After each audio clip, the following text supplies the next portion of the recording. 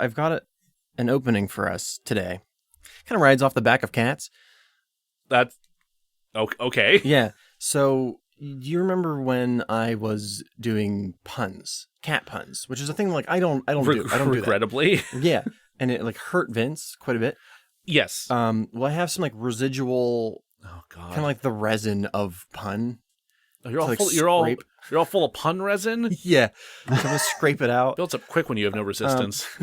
Yeah. So like this serves two purposes. One, scrape me bare, and two, it builds up the callus that is necessary for what we're about to do to ourselves.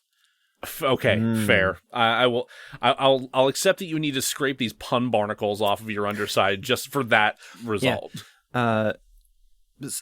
So like we're stepping into foreign territory, right? Like I don't know where yins fall religiously, but it's its own world, right?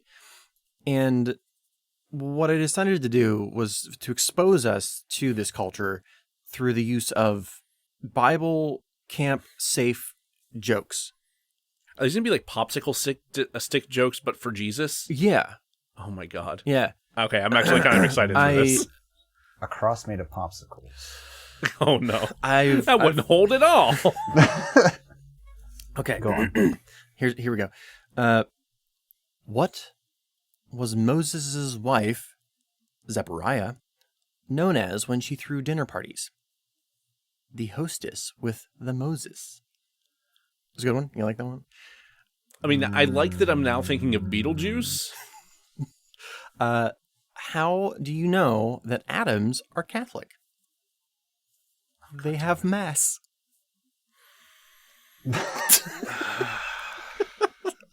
I'm so angry. I'm so angry. This is the only one on the list that I've already heard. Oh, these are from parade.com if you want. There's like 60 of them. Parade? Yeah. What? I was also confused. Who knows? Sure. But this is like the only one I'd heard before doing this to myself. How did Joseph make his coffee? He brewed it. Yeah. Okay. Just like two more. What size was the lumber that was made to build the ark?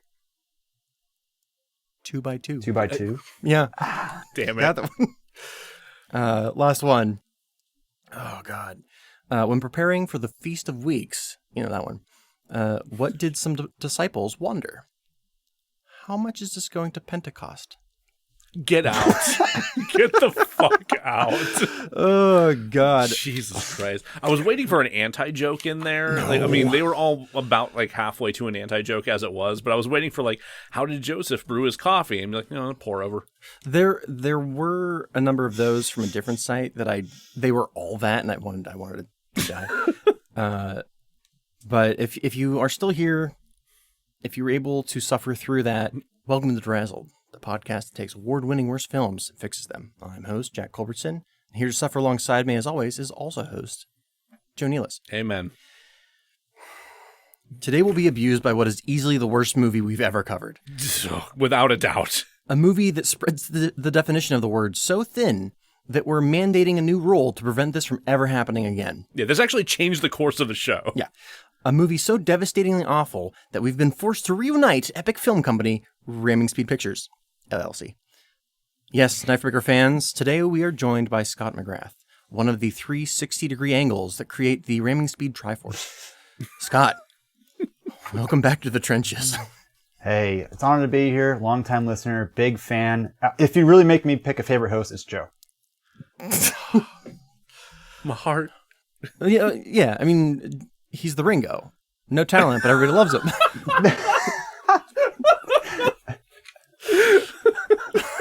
Fuck. So Ringo honestly, is Joe, Becca. I would take that in a heartbeat if I were you. Yeah, I'll take it. Ringo is actually Becca's favorite Beatle. So well, this all tracks, huh? It's all worked out well. Out. Scott, would you like to tell the listeners what we'll be fixing today? We will be, Jack says fixing, but I think really praising is probably what's going to happen. The Christmas special, Saving Christmas. Well, I think they've the actual title Kirk Cameron's Yes, Saving Christmas? There are multiple Saving Christmases. I'm particularly curious about the 2017 one starring Ed Asner. It doesn't look good either, but it doesn't look this bad. Ooh, we Also, should've done Ed a double Asner. feature. So, rest in peace. All the movies on DeRazzled won Worst Picture at the Razzies the year they were begotten. Oh, this one did? Yeah, the Razzies, for those who don't know, are something of reverse Oscars. They recognize the worst film of the year. With 38 remaining movies to pick from, and being aware of Scott's recent brush with evangelicals, I've suggested we cover Kirk Cameron's Saving Christmas. Scott, are you ready to piss off some white people? Always, Jack. Always. So what, before we sat down and watched this movie, what exposure had you had to Saving Christmas? I knew it existed. I will say that. And having, like you said, had some brush-ins with Kirk Cameron's previous work, I knew it was on his list of films that he has starred in, although I guess technically he's not the star of this one. Well, I mean, he's not the protagonist, but... Yeah, he's... Isn't he?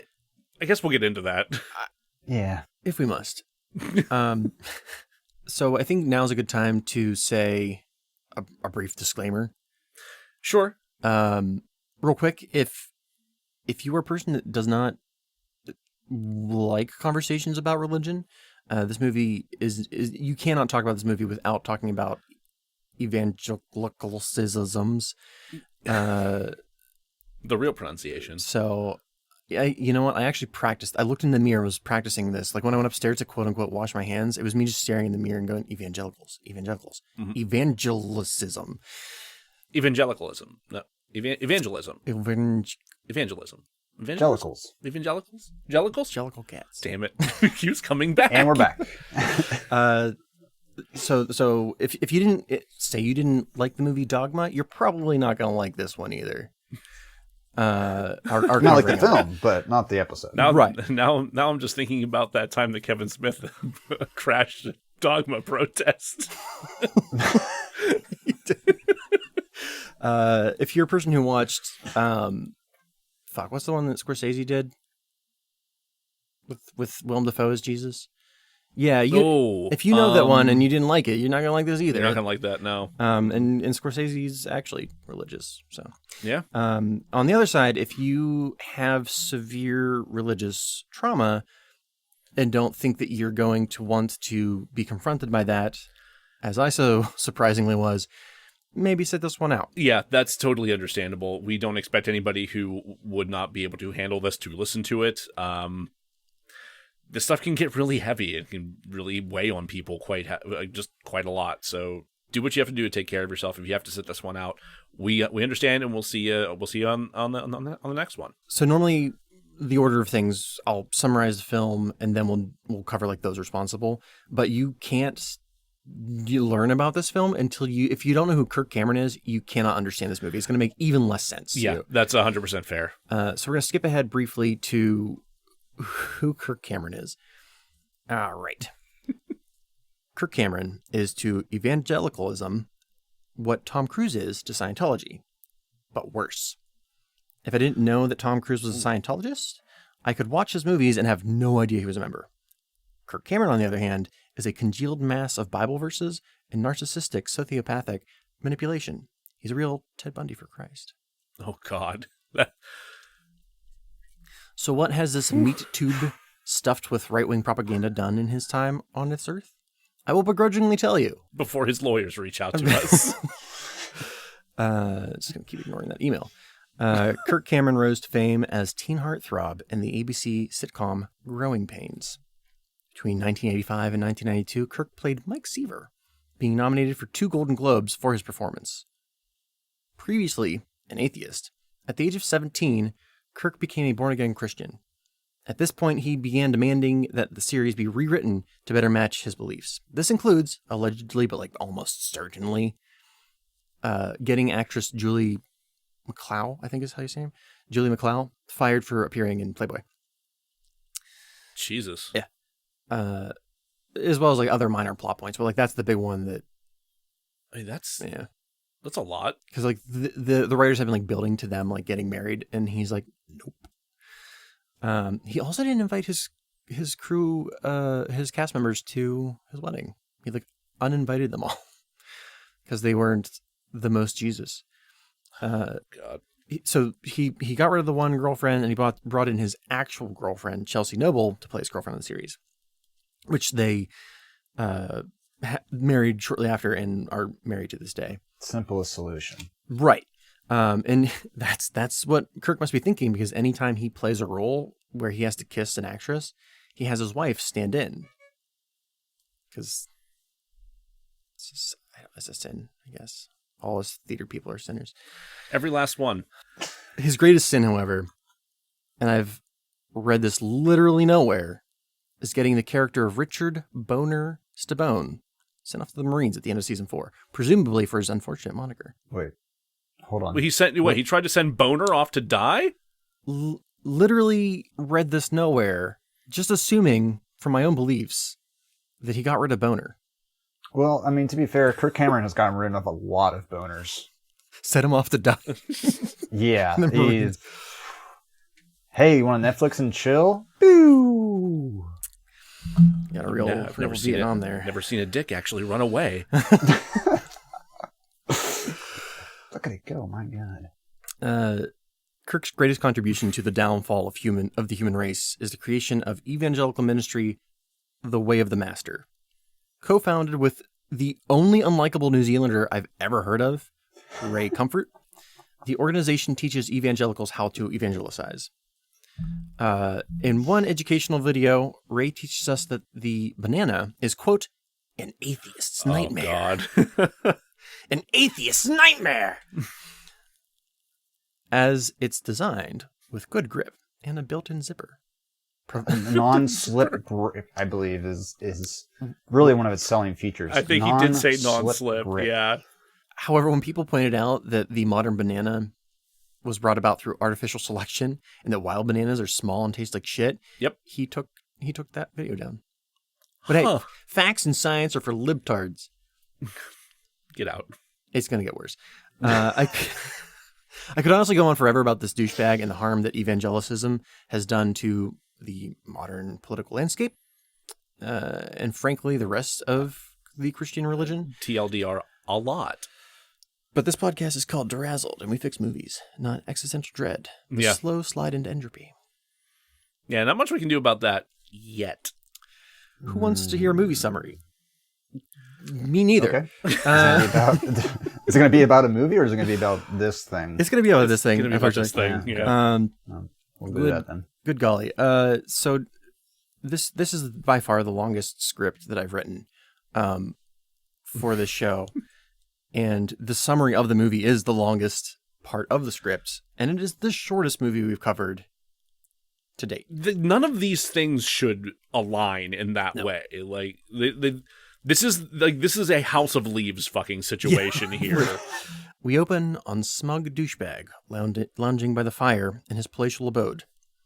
If you didn't already know, this is manipulative toad Kirk Cameron. He's here to immediately dispel any notion of Saving Christmas being a normal, functioning film with a beginning, middle, and end. Freitag's Pyramid is Satan's butt plug. Kirk has something he needs to get off his chest. Kirk Cameron loves Christmas. So brave. So brave. He rattles off a list of things he likes about Christmas, reminding me of my own award-winning and better-written Christmas poem from the 5th grade. Is it the one you won the award for? It sure is. See, yeah, you know what you're talking about. You're qualified to tackle this subject. That part of me is dead because of people like Kirk Cameron. Yeah, that makes perfect sense. Kirk tells the first of many bold-faced lies, the worst being, people are more kind during Christmas season. This is a man who's clearly never worked retail a day in his life. Yes, every retail and food service employee. Like, I'm having flashbacks to Rite Aid and Hot Topic and everywhere else I've worked that's required holiday work. The cafeteria, the closer it gets to Christmas, the general humidity of hatred is just congealing in that place. Just get your fries and go. No, that's the gravy. Oh, that's take your biscuits and gravy and get the fuck out. He rambles about the Jungian theory of collective unconscious, how the human hive mind understands that something big happened on Christmas. I call this shared trauma.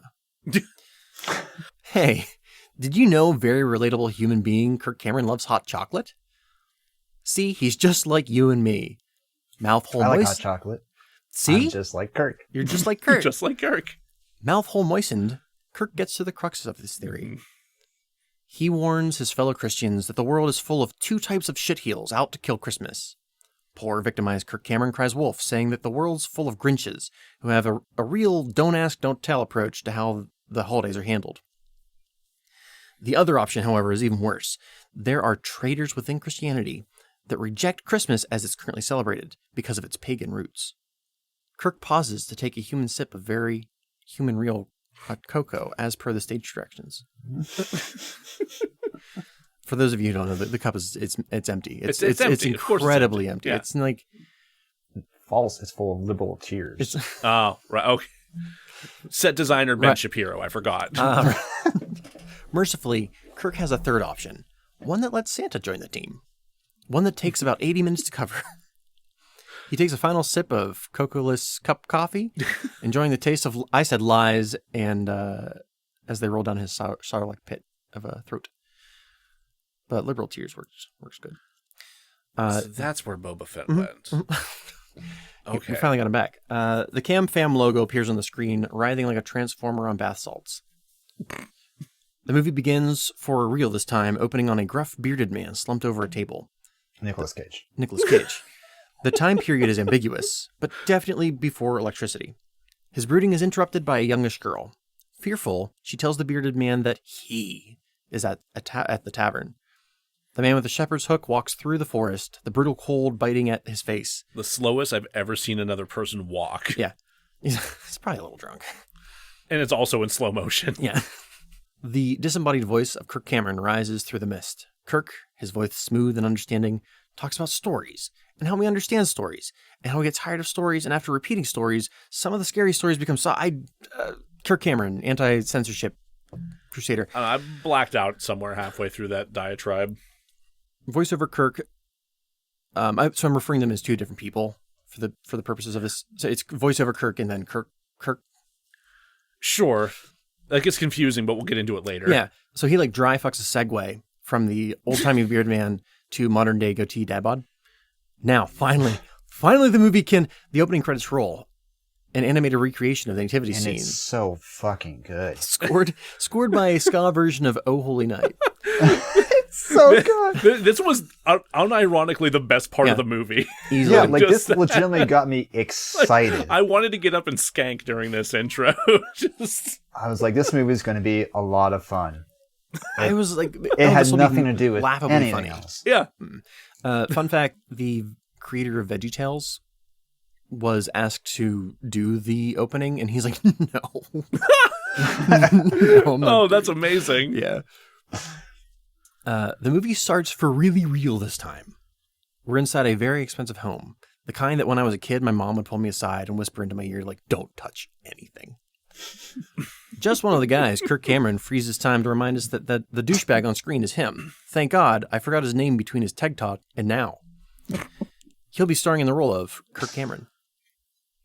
Played by Kirk Cameron. Cameron. Also resembling celebrity Kirk Cameron. They couldn't get Carl Urban. Funny you should mention that. Kirk is forced to talk to his regular sister since his famous sister, Candace Cameron Bure, of Full House fame, is off making a different Christmas movie. At least that's what I assume, since she has literally made at least one Christmas movie per year for the last decade. Wait. Mm-hmm. Wait. So that's not actually his sister in this movie? It is his sister. It's just the lame one. Different sister. Oh, it's a different sister. Yeah. Okay. I don't think I knew that Joe, he was related to the This sister is not a famous actor. I hate to illuminate this spoiler. To you. I never would have guessed. Naturally talented. Just has such dynamic facial features Sometimes- and expressions. You just find a gem. Anyway, fucking Bridget talks about how thrifty she is. She saved so much money that she can afford to employ their down on their luck uncle to play Santa. Pause for privileged laughter. There you go. Kirk asks where his brother-in-law, Christian, is hiding. That's going to get confusing. Talking about Christian and Christian. Yeah. Just taking notes on it was confusing. Yeah. Like, they didn't have to do that. we But know it's what the fucking movie's about. Subtle. It's Christian will serve as the proxy character representing option B from Kirk's thesis. That being the Christian who doesn't like modern-day Christmas because of its use of pagan tradition. Kirk's sister admits that Christian just isn't into Christmas this year. That motherfucker. how fucking dare. Voiceover Kirk tells us that stories are stories, and characters in stories have reasons, and characters in the stories... Neil Gaiman vomits somewhere and doesn't understand why. Listening to him try to talk about how stories are made was... So there's this issue of Justice League by Grant Morrison where the Justice League goes inside the Joker's mind and they can't get out because it just constantly is mutating. And that is what it's like trying to like wrap my head around Kirk Cameron's logic. Nice. Okay. Either that or like having like a snake bite my dick and just like whipping around. I'm like, what's happening? Those are two very different images, Jack. They both communicate how I feel towards Kirk Cameron's storytelling ability. Fair enough. He offers several acceptable reasons for not liking Christmas. Death and no money. That's it. That's it? That's it. That's all. But when the camera lands on Christian, Kirk reiterates that this piece of human shit just doesn't like it. Fuck you, Christian. I mean, look at his face. He doesn't like it, guys. He really doesn't like it. We climb into the mind of this fucking sicko to see what Christmas looked like through his perverse eyes. We see a haunted scene of children being rambunctious and adults faking happiness. We cringe at the thought of obligation. Christian sees decorations as perversions. He sees capitalism, materialism, paganism, elf worship. I forgot about elf worship. Oh, sweet Jesus. This man's feelings are a slap in the face of Christmas. I hate myself so much. Before Kirk works himself into a tizzy, we are oh god damn it. We're gonna send jokes out of the room for a little bit. Okay, jokes are out of the room. We were interrupted by the introduction of token black character number 1. I mean DeAndre. DeAndre is a dim-witted black character played for comedic relief. Here's what I'm going to say about his performance in the scene, one other scene that he's in a little later on. Since 2009, Tyler Perry of the Medea film franchise and Spike Lee, director of Do the Right Thing, Black Klansman, have been in an open feud concerning the topic called coonery buffoonery. This is in relation to the long history of black actors only being able to get roles where they are playing the dim-witted black character played for comedic relief, often utilizing tropes from the incredibly racist minstrel shows of the 1800s and vaudeville. I'll be damned if I get in the middle of that argument, but I'm pretty sure both Perry and Lee would fucking hate this scene. Probably. I mean, he's one of 2 black people that we see in the entire movie, and he is just immediately incomprehensible and uncomprehending. He's directly for no reason made to just like misunderstand things that Christian says to him so that he can say funny, fast-paced things. And also that phrase was awful.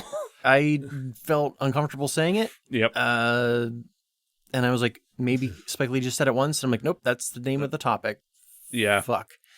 I feel like the richest part of this interaction is like not only is the dialogue so terrible, but then there's like a 30-second montage of him continuing to talk where the audio is just muted because Christian like is just like killing himself inside, and you're just like, this says so many things that I never want to think about. Yep. Yeah, it's like you can tell that like they just told the what was the character's name again? DeAndre's the character's name. Yeah, they told DeAndre's actor to just riff for a little while, which you actually see in the post-credit. Yeah, there's more of it. They have like a bunch of takes of or outtakes of his just nonsense riffing. So spoilers: DeAndre doesn't show up in the fix. Okay, but I was like, how would I fix this character so that it wasn't so deeply offensive? You'd make him self-aware. Yeah. He's completely aware of what he's doing to Christian, which is way funnier. That's actually way funnier. Yeah, if he's just fucking with Christian because he's like one of 2 black people in this entire party, maybe 3 black people in this entire house full of people. And like 20 seconds into their interaction, that's exactly what I thought was happening. And Right. then you reach the point where you're like, oh No. this is straight and dry as it gets. Mm-hmm. It's like there was like a bell curve of like, oh no, oh wait a minute, oh no. And then they start talking about like office politics, and I wanted to die. Great. So here's what And then they just mute him because the only Right. thing worse than So a as for black the actual person scene, looking like an idiot is just muting them entirely. It's a bad scene. it's a bad look. It's a bad look. It It's gets a bad worse. scene. It gets worse. It does it get gets worse later. worse. Yeah. Back to the script. Do we bring jokes back into the room? Yeah, the jokes are back. in Oh, the thank room. fuck. Yeah, Okay. yeah. As for the actual scene, I've watched it 6 times with subtitles, and I have no idea what happened. I have to assume that, given that evangelicalism is its own insular culture, that something is lost in translation. So we're gonna move on. Don't worry, you're not missing anything. Fuck the scene. Yeah. Before we get back to Kirk, I want to shout out to the only likable character in the movie, Uncle Bill, who is an old fella. Yeah. He sits on the couch on his phone, minding Shuts his own the fuck fucking up. business. Love it. Yep. Love it. He's just sitting there with a mug of eggnog, just like watching his stories. He's fine. Yeah. He's not bothering anybody. He's not contributing to anything that's happening on screen. I loved him. Thank you, More Uncle Bill. more Bill. Kirk proves that he has no understanding of boundaries. Discovering Christian hiding in his car, he bursts in saying he needs an intervention. Literally says That He does is verbatim. That is what he says. This pisses me off on so many levels. yeah. Also briefly sending jokes out of the room. Oh, God, okay, my jokes. It seems pretty obvious to me that Christian has like social anxiety and just like needed a minute to catch his breath before he like went back into an overstimulating situation. Yeah. Maybe I'm projecting. Either way, Kirk ignores his desire for privacy. Yeah. All right, jokes back in. The main takeaway, however, is that Christian should lock his doors. It won't keep a Kirk Cameron out, but it will slow it down. Honestly, he's rich. He's got to have power locks. Like, Right. No, Kirk, Probably an alarm. Kirk Cameron will come in through the sunroof or T-1000 style up through the muffler. I was thinking Just- that. Yeah. Yep. Gross. Unprompted, Christian goes into a Rorschachian monologue about the human filth that populate the streets, the greed, the overconsumption, the savagery of children disemboweling presents. And if he had turned to Kirk and said, "I'm not trapped in here with you. You're trapped in here with me," I would not have been surprised. Instead, he finishes by saying that Christmas, as it is currently celebrated, cannot be what God wants. As an example, he brings up a snow globe containing the nativity scene, which is tucked in a corner while the Christmas tree takes center stage. And for the finishing move, he points out that Jesus wasn't even born in December. boom, Checkmate. Boom. got him. But wily Kirk Cameron, he's like, yeah, I feel you. I absolutely agree. Fist bump. And then he does- seals his maneuver with a fist bump. Mm-hmm. Then, with Christian at ease, Kirk invalidates everything Chris has told him, saying, quote, "You're all wrong." Yeah. It's super upsetting. There's a very weighty but in there that just sends tremors through your soul. He feel you, I continues feel to you. pass. What's up? But Yeah. Yeah. I'm not racist. But Yeah. But I don't want to have a black person speak on screen. Let me just go ahead and it's take funny. that. It's funny because Christian's also the director. He continues to passive aggressively accuse Chris. This is the one time in the script I was like, maybe I'll just rename him the Chris. Oh, yeah. Chris for drinking the Kool-Aid and ruining Christmas for his wife and everyone else. Furthermore, Christian's been listening to the wrong information. Wake up, sheeple! In all seriousness, this is the scene where this particular movie stopped being fun to me. Like, I'm like, this is some kind of trauma being kicked up. I'm gonna have to process this later. Yeah. That's yeah. Now I can absolutely see how that would be the moment where that turn comes into play, because it is just ramming information down somebody's throat who clearly does not want it in that moment. That is not what that person needs. Well, it's not even. In all, I do have like a section set aside to talk about this specifically, but it's that he lets Christian think he's allowed to say what he needs to get off his chest. Yep. Invalidates all of it, and then gaslights him. Yeah. That is in essence how Kirk Cameron handles this. And it's like if I were Christian in this instance, I would I would feel like I'm going insane. But we'll get more to that later. There's plenty of it. Christian's goal is to honor and glorify Jesus. Kirk's goal is to explain that Christmas already does that as is. Kirk retorts that the nativity scene does that thing, which is not something Christian ever disagreed with. No, that's not a point he was Nope. trying to make at any stage of this. We cut to a close-up of a really well-lit rock inside of a cave. And this is where voiceover Kirk and real Kirk become one. And it got real fucking confusing because they had not prefaced that for us in any way, shape, or form. So, hay begins to rain onto the rock. This is relevant because Jesus was born into a manger, Have hay. which is made from a rock, which is filled with hay. Rock egg. Rock egg. It's a rock hay egg. Kirk asks us to imagine baby... God damn it. Kirk asks us to imagine babies being slaughtered by soldiers. Metal as fuck. Brutal. Kirk sets the stage with Jesus, Mary, and Joseph. Kirk then immediately strikes the stage, including Jesus. Don't panic. Stop panicking. He specifically says, do not panic. He just wants to look at a prop responsible for baby Jesus' birth. Oh boy. No, not lady parts or immaculate conception. Nope. Jesus's blankie. This is important because in the Bible, this cloth reappears at Jesus' death. Not the exact cloth, but a cloth in general. This is called reintegration and is a particularly effective writing tool. So, good job, Bible. I guess. This has nothing to do with Christmas, but good to know. I'm going to quote Kirk because I was fucking lost by this point. Quote, because that cloth couldn't hold him, death still cannot win. End quote. I should clear it all up. Hey, fun fact. The three wise men brought frankincense and myrrh as gifts because those were burial spices, which is kind of demented to bring I just heard burrito spices. Bring burrito spices, which nice. Hey, we Is that the blanket for it? Just roll it up and... It's actually a tortilla. So Kirk's just hungry. Kirk's just hungry. This is all a metaphor for him needing to get some burrito. Yep. Finally, sorry. Relatable. What did you actually say? Yeah. What did you actually say? What kind of spices? Burial. Oh, Spices. burial spices. Okay. Burial. It did. I heard burrito as well, Scott. So that's yeah. So it's kind of demented that they brought funeral accoutrement to baby shower. Yeah. So it's the exact opposite of what's being. It doesn't matter because theologians have said that this is all bullshit. Yeah. Neat. My favorite part about doing the script was being able to read other theologians, biblical theologians and biblical scholars, say no, that's not true. Yes. Fantastic. I'd like to quote Kirk again. Quote, a baby who came to die, but not until the appointed time. Yes, that is the reason for the season right there. End quote. What does any of this have to do with Christians' disdain for modern Christian Christmas tradition? Nothing. Not a fucking thing. And since there was no point, Christian doesn't get the point. Instead, he's like, we should surround the fireplace with soldiers who are out for baby blood. And I'm like, yeah, man.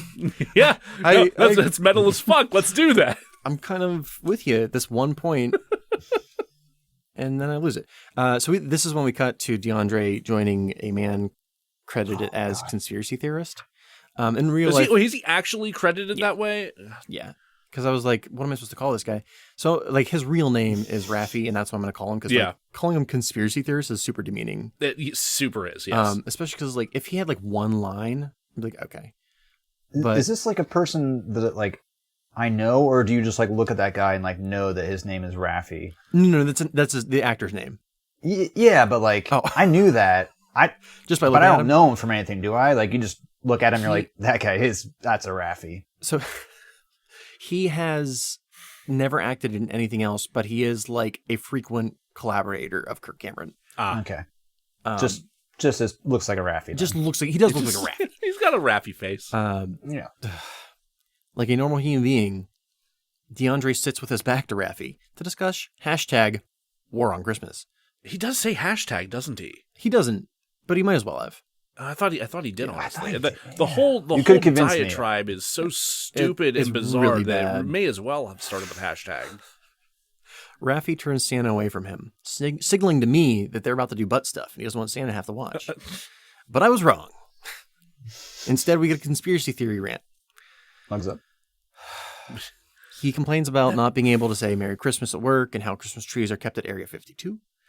He accuses the government of giving us Asperger's through fluoride injections in the water supply, which is super ableist. It's incredibly ableist, yeah. But if we stopped every time this movie was shitty to marginalized people, this would be a 6-part series. Are you trying to kill me? He brings up chemtrails and HARP before taking a full header to the deep end, name-dropping Loose Change, a documentary about how 9/11 was an inside job, and fuck you for getting me to admit I knew that reference. Yeah, I was there. Yeah. He says he saw it on Fox News, so he knows it's true, which is super confusing, because Kirk Cameron is an admitted, like, super right-wing nut, but, like, the vibe I'm getting from this scene is that Fox News and the War of Christmas is bullshit. So I don't know, like, what the messaging is extremely mixed and poorly conceived. Yeah, Go figure. the like feeling I got from it was like this is like Kirk Cameron's take on like what we think the like right says, you know? Okay. That's like very like this meta. Asinine bullshit that is like, yeah, this is how they think we are. But because this movie, like the audience is like Christians, right? Yeah. So I guess in some weird lens, like maybe that hits differently to someone else, but for logical people, it's just extremely confusing what this slant is. Yeah, it's weird. Especially the name-dropping Fox News. Anyway, the scene leaves on a cliffhanger, a call to action. Here's what we have to do, and we never hear him talk again. Like that's it.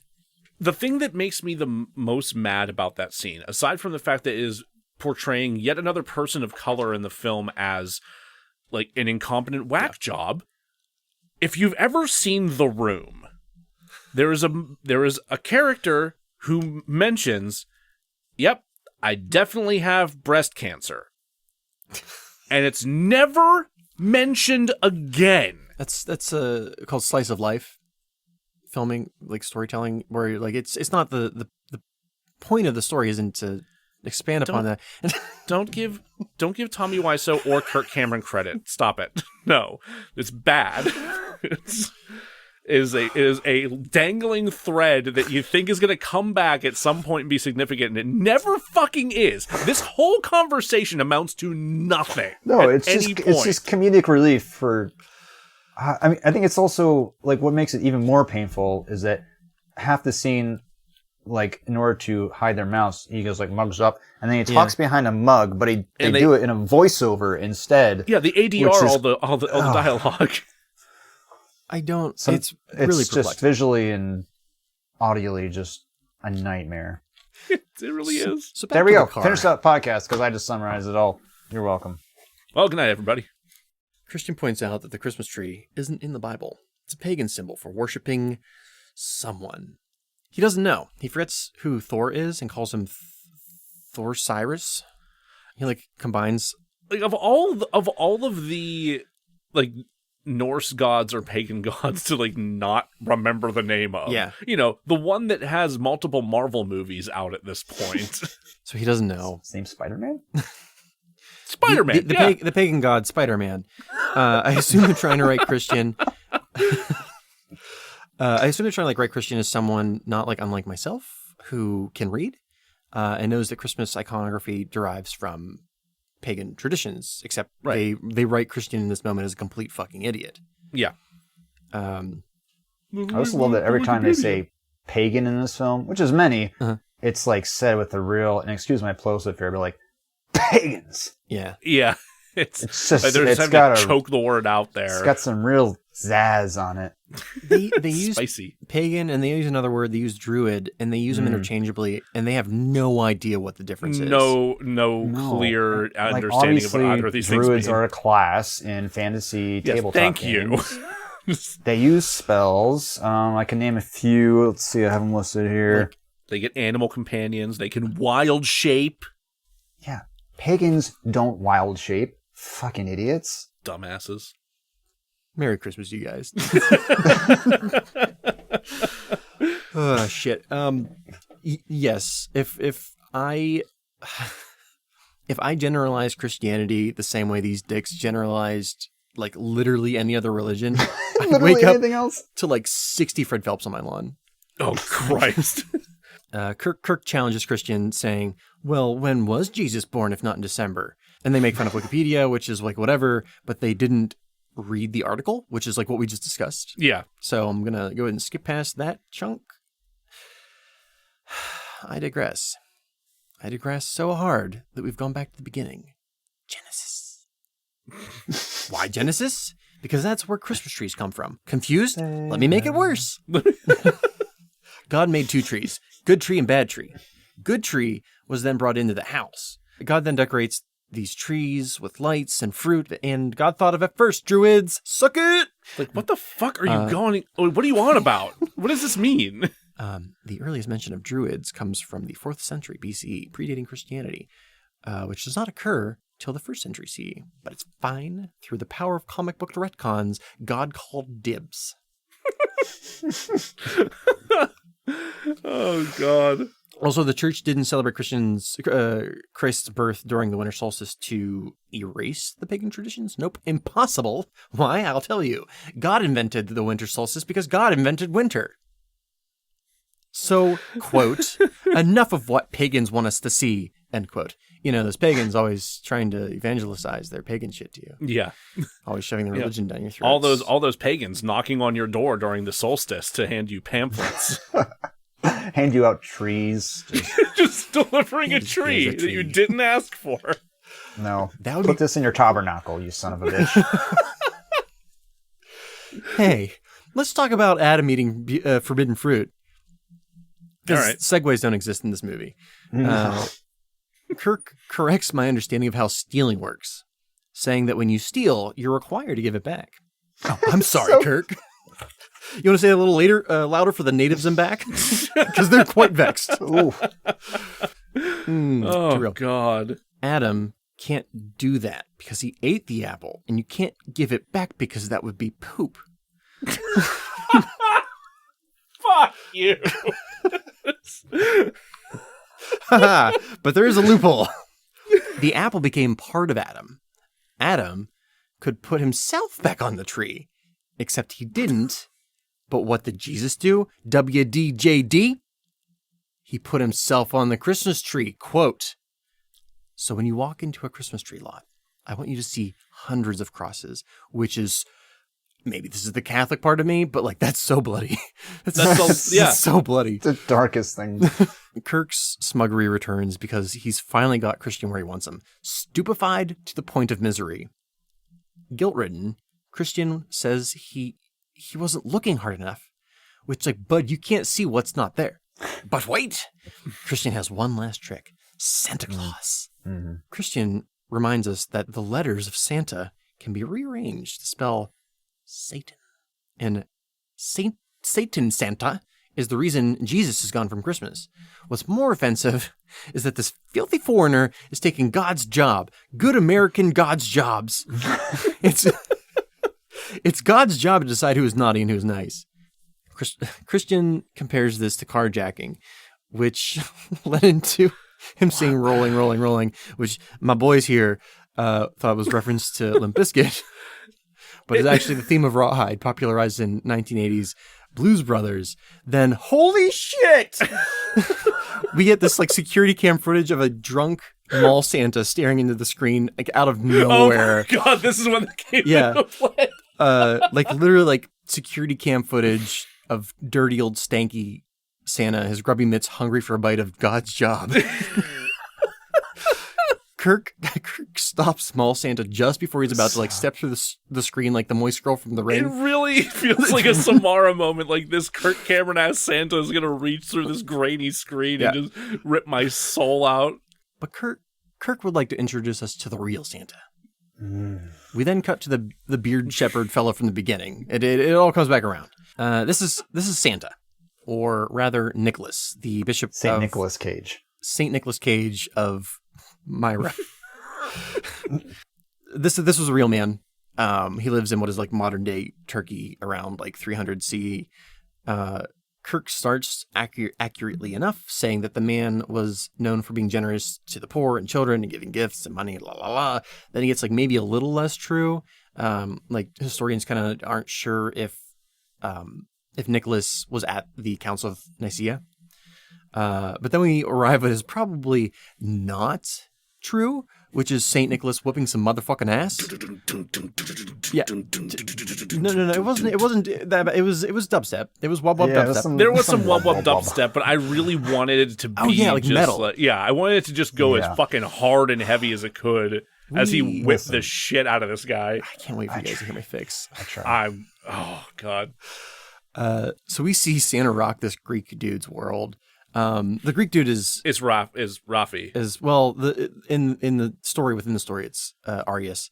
Right. But visually he's played by the conspiracy theorists. Yeah. Which like I assume was meant to have deeper meaning and have more weight to it. But it just kind of comes across as like as another person of color being abused in this movie. I wrote it as seeing a scruffy white dude enter a room of intelligent debate and beat the fuck out of a person of color, which is a bad look no matter how you cut it. Yep. Yeah. Kirk says it's fine, though, because things were too dire for, and he says, political correctness. Wait, did he actually say that? I think I was spellbound by what was happening on the screen that I completely it was kind of like badass, but also awful. Yeah, that's the thing. I was like, is like there's this train wreck happening in front of me that I think audibly my ears just like turn themselves off. So, St. Nicholas dubsteps his way back to his house. He receives some anachronistic snark, then plows the maid. That's fact, or at least as factual as the dubstep fight. Post-coitus, Santa Claus yells, quote, "Come on, let's go bless some kids tonight." Ho, ho, ho, indeed. Fuck. Santa is the man, Christian exclaims, just before realizing that he is a jerk for having feelings and being an introvert. Fuck you, Christian. Kirk says it's cool, he just needs to go in and apologize to his wife and save Christmas. Christian disassociates, pumping himself up like Jake LaMotta in Raging Bull. I'm gonna be that guy. I'm gonna be that guy. Over and over and over again, like way longer than it should have been. Creeping hallucination Kirk Cameron then tells Christian to see Christmas with new eyes. This apparently means like belly sliding in slow motion into the Christmas tree. I don't know, maybe it's an evangelical thing. We cut to DeAndre calling for an amen, while in the background, an extra spikes the camera. Fuck you. Little girl. It's clearly like all these extras are just like family members of people on the crew. I believe it's a church congregation. Well, they're not very good actors. From his place on the floor, Christian, with voiceover Kirk as his guide, is told to see the gift boxes in silhouette, imagining them as a city skyline. This symbolizes the new Jerusalem built by the architect god. A city decorated in stones, and at the center, a tree, just like a Christmas tree, aka the Tree of Life, the one that was located in the Garden of Eden that Jesus died for, that we could be like let back in because the Christmas tree is also a cross that Jesus, who's isn't Adam but is the last Adam. Jack, your nose Adam is who bleeding. ate the fruit, and the fruit became part of him. And maybe an apple that isn't a metaphor for penetration. Don't say that because people hate that online. I've been to some weird places this week, so. So Apple Jesus climbed onto the cross, which is pretty much like putting the fruit back on the tree, Christmas tree, and is covered in little lights because Jesus is the light of the world. Trees are good, guys, trees are good! I can never look at a box of Apple Jacks the same way ever again. Thanks for that. Bargain bin Dropkick Murphys.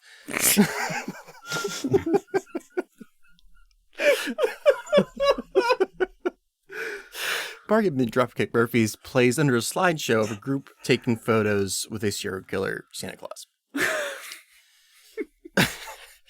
There's more Kirk Cameron voiceover bullshit, but honestly, I'm done. Fuck this fucking movie. Fuck this joyless piece of shit. Fuck Kirk Cameron, his inability to, or his ability to spin strands of lunacy into whatever the fuck he wants. That table, Joe, this table, that's God's table. Why? Because God invented tables. When you see this table, when you think of God, Joe, like the Last Supper, it's a table. Jesus died because Adam ate a naughty apple. Think about it, you miserable sinning sack of shit. Jack, are you okay? Jesus died for apples. And that's why we shove an apple in the pig's ass. Which I think actually happens in the ending. So anyway, it was at the 20-minute mark when I hit the the double playback speed. Because I was like, I can't do it. Can't do it again. No. This includes a scene where Kirk Cameron's sister comes onto the actor husband asking Big Papa what he has in mind. Oh god, I forgot about the Big Papa. Yeah. This dump truck fuck is avoided by a 10-minute hip hop dance. I used hip hop, but it's not fantastic because what you're saying, like that, you can't kiss someone on the screen unless it's your wife. Like the logical thing is he comes back and he's like, I'm so sorry, smooch. He's like, I'm so sorry. You know, it'd be easier than kissing you. I've orchestrated an entire hip hop show in the walk between the car and the house. Thank God. That would make more sense than what happens, which is him just bringing in Fox Force 5, the Family Force 5. Friendly fuck fingers. Feral. What? The ferret. Fecal ferret. What the fuck is this thing called? Fecal Family ferret. Force 5 is the name of the band. Family. No, I don't know what that word is. Wait, is this the band or the dance crew? I don't know. It's the band. It is the band that they are dancing to. Okay. So, Fecal Force 5. Got it. I'm keeping all of that in. More fecal. So I wrote, there comes a moment in every artist's life where you wonder if you should just give up. These final moments played at double speed were mine. Muted, subtitled double speed. Watching Kirk Cameron do the worm made me wish I'd gone into accounting. Kirk finishes by endorsing gluttony. Something I know is a deadly sin. I've watched Seven like 80 times, and that guy fucking drowns in spaghetti. He does. That's absolutely what happens. Kirk wishes us... Morgan Freeman would like a word, sir. Kirk wishes us and our families a Merry Christmas. We get a blooper reel and a freestyle scene. They name drop James Cameron, who feels a cool wind crawl across his neck every time somebody listens to the scene. That fucking freestyle, the worst freestyle rap I think I've ever heard in my life, was totally worth it just because of that. Not James. Not James, Kirk Cameron. That was hats off to Raffi. Well done, sir. That like last actual scene where they're like at the table and he just like praises materialism for like 5 minutes. Yeah, it seems super like not the way anything is supposed to work. It's just like it's like a masterclass in just gross. Yeah. Have you ever seen? All I could think of was, have you ever seen Denis Villeneuve's? He did a short film like years ago called Next Floor. No.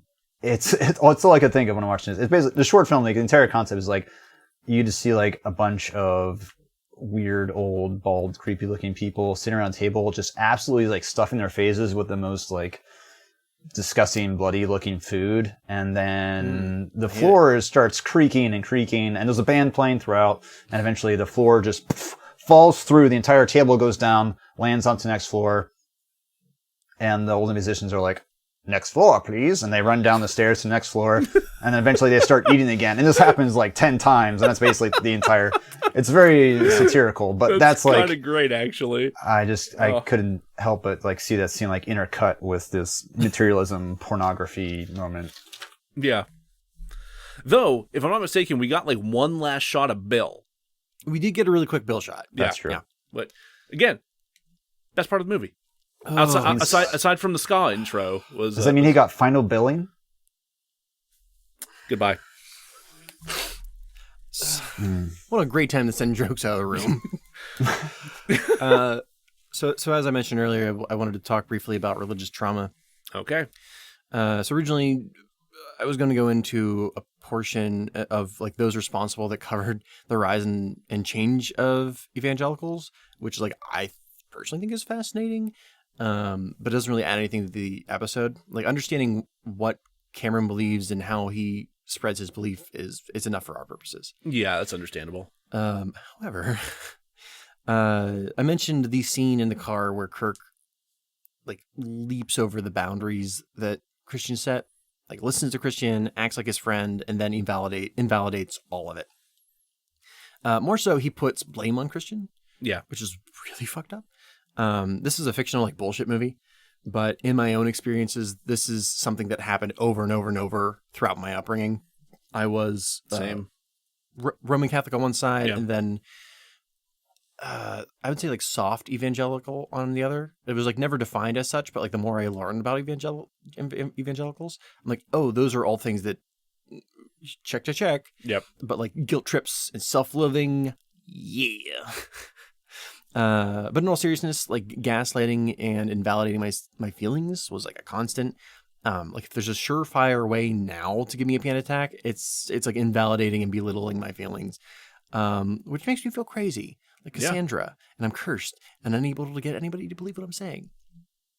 What got me here to the point where I dread the months of like November, December is that there are expectations on me to be places and act a certain way. I hated it then, and I fucking loathe it now. Until recently, I would come out of the holidays just like super drained. Yeah. For like months. So yeah, religious trauma is real, guys. It's not your fault. If you are a person that deals with that or is still dealing with that, I'm sorry. Yeah, no, that's awful. That's rough, and I hope if you're dealing with that, I hope that it stops. So anyway, this is my /shower podcast, and it is a place where I feel like I can speak freely. Yeah, of course. So I want to do that, and the Pope, you should check your mail because you'll be getting my therapy bills from now on. Dick. That seems fair. And now we're gonna have a palate cleanser. Oh, thank fuck! Here we go. Wonderful. So Joe's gonna read us some reviews for Saving Christmas. Oh, yeah. Before we jump into the actual scores that this movie received, Becca brought one of the Rotten Tomatoes reviews to my attention, and then I took some time looking through some other ones. So, I just want to point out, through this I learned that you cannot rate anything on Rotten Tomatoes lower than half a star. I know this because there are specifically half-star reviews on here calling out the fact that they would want to rate this 0 stars. But the ones I'm going to be reading, I'm going to read 3 reviews. These are all 5-star reviews. Oh, no. Apparently, I learned this from one of the almost 0-star reviews. Uh-huh. Apparently, Kirk Cameron tried to take to social media to get people to positively review Blitz, this movie. I have his email written down if you would like me to read the quote. Oh, yes, please. Yeah, please do it. I was going to save it for when we gave the score, but I'll happily read it now. So specifically, he went to his Facebook page for help because he was blaming the haters, the pagans, and the atheists, and the atheist conspiracy that hatched on Reddit. And it occurs to me, because this script was so long, I erased that quote. I can't say I blame you, but actually that exact wording pops up in a bunch of the 5-star reviews, so that explains a lot. Yeah. And like for context, he's an influential figure. Like he has a lot of followers on social media. So him like calling in the God Squad is not like it's not like, I don't know, just some nut job. It's like, hey, 6 people on Instagram, like, stick up for me. Yeah, like he's rallying the troops, basically. Within like 48 hours, it was up to 97%. Which is why made people pretty upset. And after you, Joe. All right, so here are the 3 reviews I'm going to read for you. So this is from Stephanie F. Saving Christmas is anointed. This movie is a divine encounter that infuses heavenly wisdom, joy, and truth of what Christmas is about. Jesus, birth, burial and resurrection, Santa, toy soldiers, the tree, fruit, lights, the gifts, winter solstice, the food, fine linens, etc., etc. Yeah. How these things all tie into the whole story of God's plan to redeem and save humanity into his family. Christmas is about celebrating Jesus, family, gifts, Santa who helped spread the word that Jesus was the Son of God in the flesh who came to save humanity. The humor is on point. Fact. So what I pray this film gives everyone who watches eyes to see and ears to hear and softens hearts to understand the truth of the gospel of Jesus Christ our Savior. May this bring you joy like it's done me in the midst of darkness. I can now look at Christmas with fresh eyes and revelation to see the joy of the season. Praise to be our King of Kings, Prince of Peace, and Lord of Lords, Yahweh. Glory be to God on high. Glory be. Amen. This next one. Amen. This next one might actually be my favorite. This is from Donna A. This movie was great. I'm not one to watch movies, but this film fits the bill. Even she's a Bill fan. Yeah. It explained in a way that I couldn't have the real joys of the holiday season. I dealt with 2 family members this year that have a negative outlook on Christmas, and I'm going to encourage them to watch this. Oh, no. No. There is enough negativity in this world without looking for it on a holiday that's supposed to be joyful. If one looks for the negative, they're sure to find an abundance. But if you put on a fresh pair of if you put on a fresh pair of lenses and see things from a different perspective, you're likely to find the positive. I loved this, and will be adding it to the collection of movies I don't have yet. Smiley face. I really thought you were going to say fresh set of linens. No. So did I. I was adding it to the collection of movies I don't have yet. What does that mean? So it's there already. You don't. That would be all movies. All movies are part of the collection you don't have yet. And the last one is also. I want to preface also a 5-star review. Mm-hmm. Mm-hmm. Amazing accomplishment to get a 0% on a Christmas movie. Deck the Halls got a 6%, and that's one of the worst movies I've ever seen in my life. What Kirk does here is amazing. Comes up with amazingly incorrect interpretations of the symbols of Christmas. I'll give him an A+ for effort and imagination. I can agree with that. Yeah. It is mind-numbing how bad this movie is. It's staggering. We did Cats right before this, and I was like, oh, it's going to be Cats right before this. Like, there's no way we're going to be able to, have something worse than Cats for a minute, and then immediately watch this shit. And it's bonkers to me that in this podcast, you started with Wild Wild West. Yes. And you have this movie. We're just aren't even in the same, what year was Wild Wild West? Was that just the best year of fucking movies ever? Yeah. It gets placed in the same category as this film? It's insane. It's absolutely bonkers to think that Wild Wild West is in amongst the pantheon of Razzie-winning films with this and Dinesh D'Souza's Hillary's America and fucking My Pillow Guys, whatever the hell that movie was called. Which again, we mentioned this movie changed the course of the show. It changed the course because we're not going to cover those last 2 that I mentioned. No, we're just not going to subject ourselves or anyone else to that. The Cameron rule, which is now added to our other rules, yes, is that we do not cover movies that are not fictional narratives with a beginning, middle, and end. Yeah, so they're not going to do this one because it's nonfiction. Well, completely factual. We'll call them creative documentaries. Yes, that's a really good way to put it. Yeah, because they're polemics. They're not trying to be a real narrative. They're not trying to present to you a good movie. They're trying to push an agenda. It's propaganda. It's propaganda. Yeah, and that is what this movie was. I knew this movie was going to be that, but I didn't know it was going to be that to this degree. It's like I used to watch hockey games with my dad when I was a kid. We'd go to one, and it'd be like a particularly physical game with lots of fights or something. And he'd be like, "Oh, I went to a boxing match and a hockey game broke out." Right. I feel like I went to a sermon and a movie broke out at some point. which I don't know if one actually did. I at went some to a point, sermon but and a movie tried to happen. Yeah. Just someone was playing on a projector in the back. I don't know. we're trying to listen to the pastor. Turn Citizen Kane down. Damn it, Ori! Oh, yeah. Well, that brings us to the end of Act 1. Yeah. All right. We'll be back after his brief word.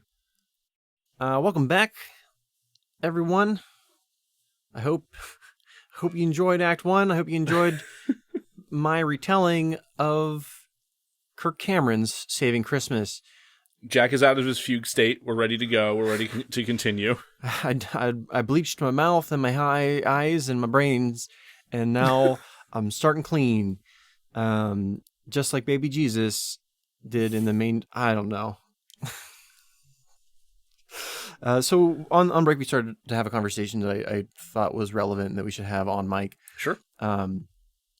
Because when doing research for this film, like I have a lot of friends that are Christian. Same. But I was like, I wonder if I have any friends that are evangelical Christian. And I have one that had formerly been evangelical. Oh, okay. And I wanted to know what the takeaway, because I'm like, I really haven't kept, like I'm agnostic, and I haven't really kept up with a Christian religion for a minute, and I don't care to. No. But when we watch this movie, I'm like, no, like my friends, like they cannot be watching this shit and like eating it. Like I trust them and their intelligence way too much to be horking this shit. Some people will surprise you, but but they didn't. They were like, no. Good. Well, the one was very like, why would I ever want to? That's a cult, and I'm like, shh. I'm like, never mind that they check off all of the qualifications. We're not talking about that on this podcast. Yep. But essentially, the further right you lean politically, the more likely you are to gobble up Kirk Cameron's horseshit. I mean, that tracks with my family. That's just yeah. Like, and I, like I said, I did do some research on where evangelicalism came from and like where it went, how it's changed. And it wasn't always associated with not only the Republican Party, but right-wing ideals. Mm-hmm. It grew in that direction specifically because there was and I can't remember his name, so I'm not going to try, but there's a person who became the leader of the church that guided them that way. Right. Yeah. It was artificially and purposefully done to help build like that toward the eventual like moral majority nonsense that we saw under Reagan. Yes. Yeah. And like even just having been raised Catholic, there was differences in opinion between like various buildings, like actual churches. Like, oh, them over there, you can be like out and it doesn't matter. Whereas this one, it's like no. No. So I have to imagine that it's the same with any other religion where if I were evangelical and I had very far right beliefs, I could be in that, but you can also be evangelical and have slightly less more central or left ideas. Yeah, I'm sure that those things are not mutually exclusive. Yeah. We're not making fun of Christianity.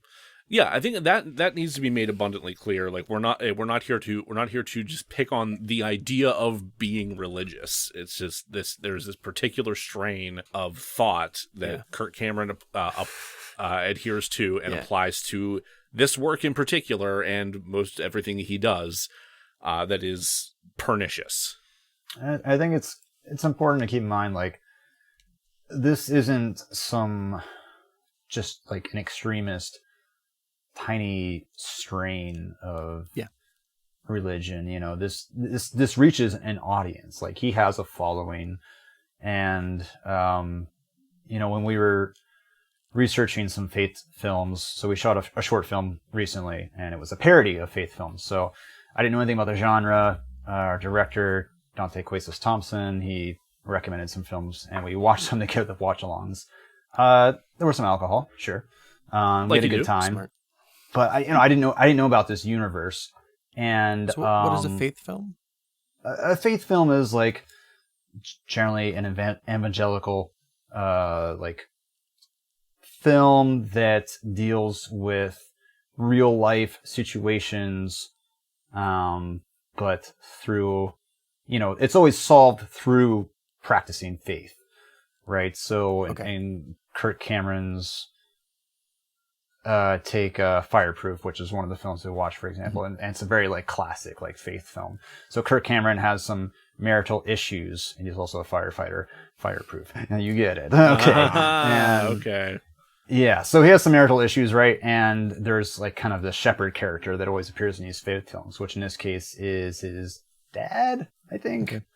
And he helps Kirk get back on track through this like 40-day challenge, which is not like that virgin film thing.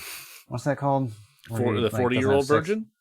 No, I think I'm getting it confused with the guy who like doesn't have sex for some period of time.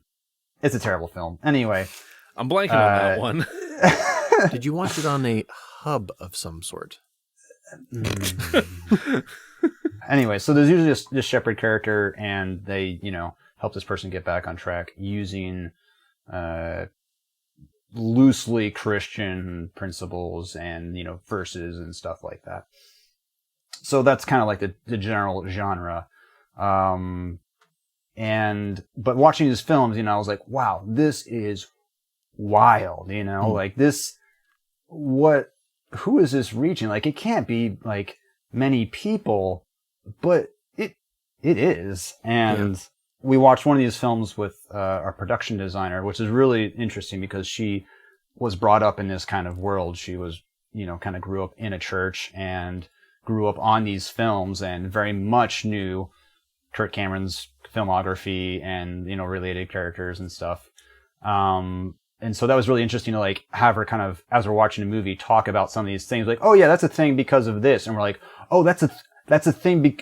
Oh, okay. Here I thought it was just like this one-off, like hairball idea that this director or Kirk had or whatever, and but that was kind of important to making the film that we were making, was like understanding the impact these films have had. It's not just, yeah, sure, it's like it's a section of Christianity, it's a section of evangelicalism, but it is, it's an audience. These films make money, right? Yeah.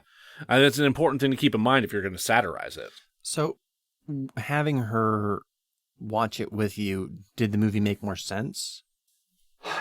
Yes, and it kind of made it more terrifying, I guess. Mm-hmm. Because that makes sense. It gave it more like real world impact.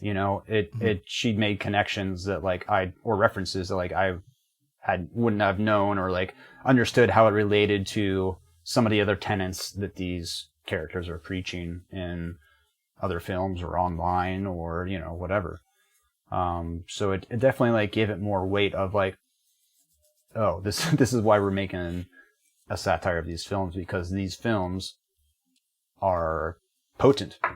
Yeah, there's a power to them worth satirizing. It would have been interesting to watch Saving Christmas with her and have context to what's happening on screen. Yeah, that would have been something.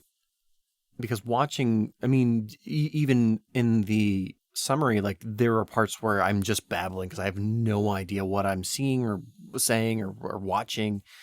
And like I was raised in a Christian household, so I was like, oh, sure, I'm going to understand like most of this, but yeah, I'm sure that there are cinematic techniques or tropes that we're missing. There are references that are going above, that are just going over our heads because we're not quite as mired in it. Yeah. I think this film, I guess what's disappointing, the only disappointing thing I found about this film was that it's not really a film. It's more just sermon with B-roll footage, which most of the other faith films at least like have a plot and is an enjoyable time because it's so, like this one barely even utterly ridiculous. But this one this doesn't even try. Even like the entire conversation between Kirk and Christian takes place in a stationary car in a driveway. Like even putting aside the whole like Kirk is violating this person's space and wishes and agency, like you could have just had them go for a drive Yeah. You could have had anything happen. They could have been driving down the street and he could have seen things that were triggering these observations instead of having him just like word salad at Kirk Cameron for a while. So before we get into critiquing the film, Fair. let's do some stats. Let's do some stats. We haven't touched on those. I mean, not specifically. No. So Saving Christmas was nominated for a total of 6. 6 Razzies. Yes. Yes. Winning Worst Picture at the 35th Golden Raspberry Awards. 2014. Yes. So it won Worst Actor, Kirk Cameron. Worst Screenplay, it's the director Darren Down, Doane, and Cheston Hervey. Was it Doan? I think it was the last name I pronounced Doan. Maybe that's it, yeah. Yeah. Worst Screen Combo, Kirk Cameron and his ego. We'd have to, normally I kind of hate those. Yeah, things they do, but... those can be pretty like cringeworthy sometimes, but no, like that one I kind of agree with.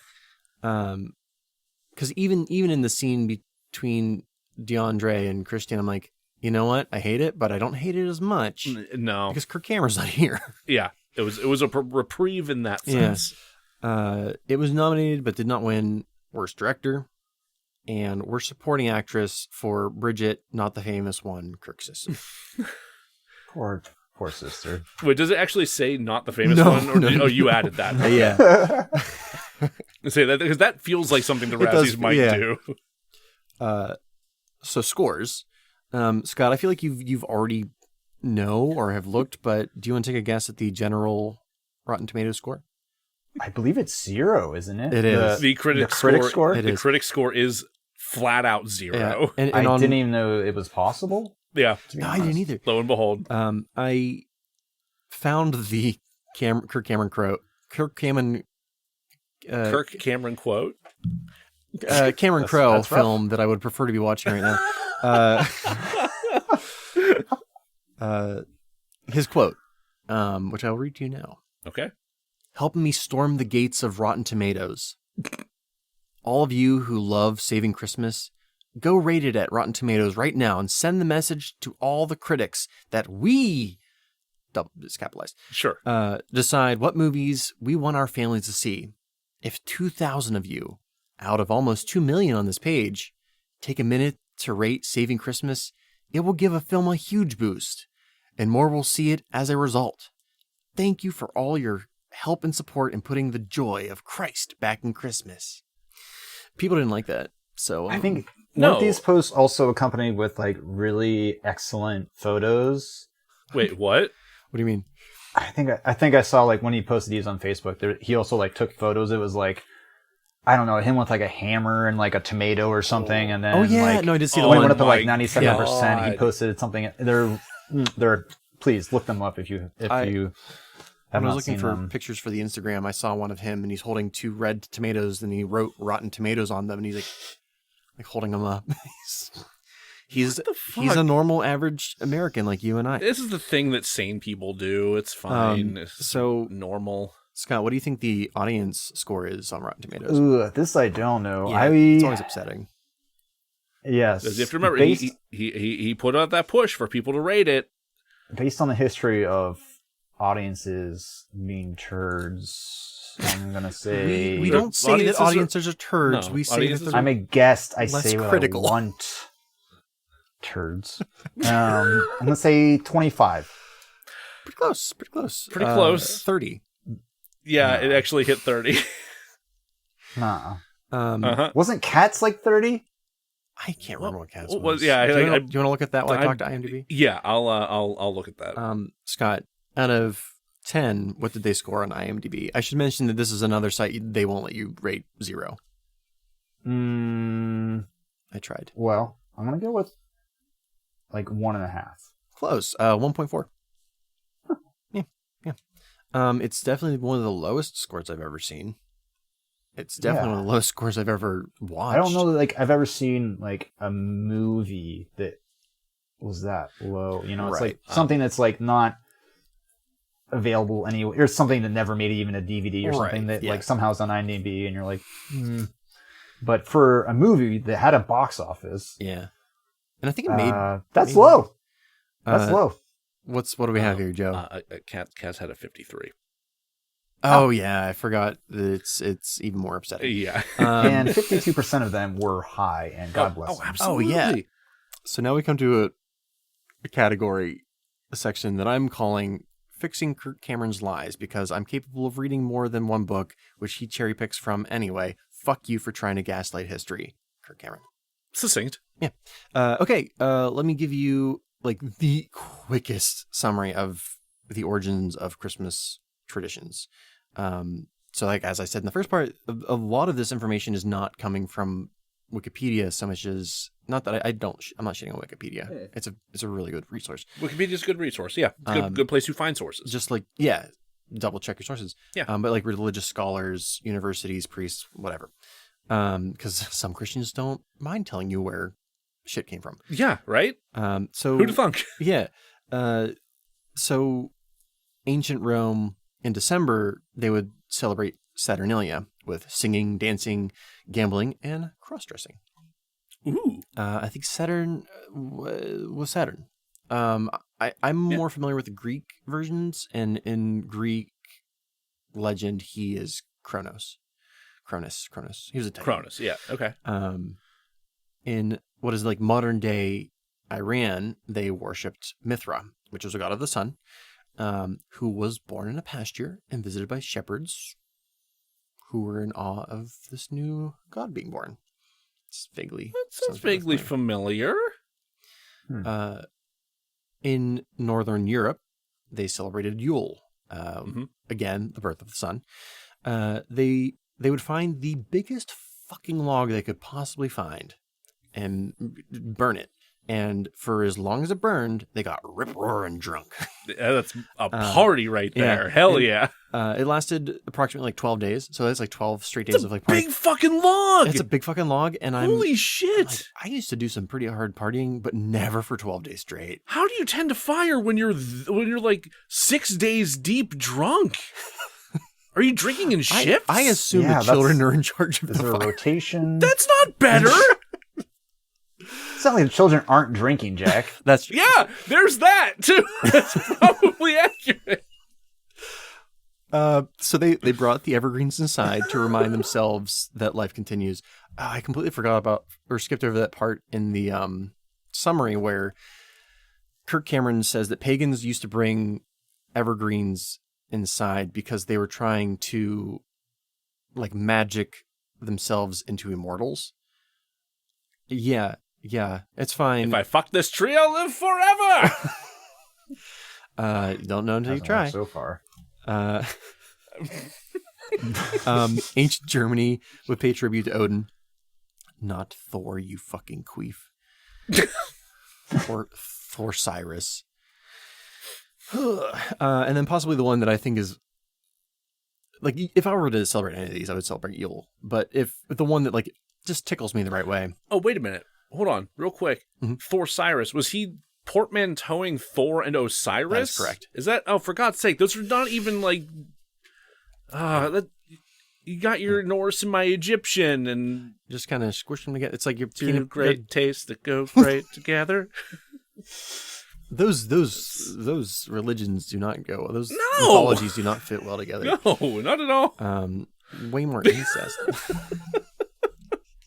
So in 5th century Europe, it was they would do the whole Yule thing, right? Sure. But they would pick like a homeless person or a beggar, and they would make them the Lord of Misrule. And they would just like eat shit and drink, and they would go to the houses of the rich and like knock on the doors, and they would wear masks. It's basically trick or treat. Hell like, yeah. Like, hey, if you give us stuff, we won't burn your house down. Which like, yeah. That's some trick. Yeah. Some trick. It's just like, it's Halloween with like class warfare. Yeah. I couldn't think of something I want to do more. Did you write this? Mr. Bezos! It better be a big fucking candy bar, Jeff. Tommy needs a new pair of shoes and also a house, and also we have torches. It's like Halloween plus Christmas plus Purge. Amazing! Oh Shit. my god. Bring it back. So the reason that all of these things got combined. So first, because everything I've described to you is way too much fun, it had to get banned Christmas first. sucks. Of course, yeah. So when Puritans, I've never once lit a log on fire and gotten drunk for 12 days for Christmas. It's just how many days off can you get in a row? I'm just wondering. me like -3. Got it. Like- Got it. So burn down. Okay.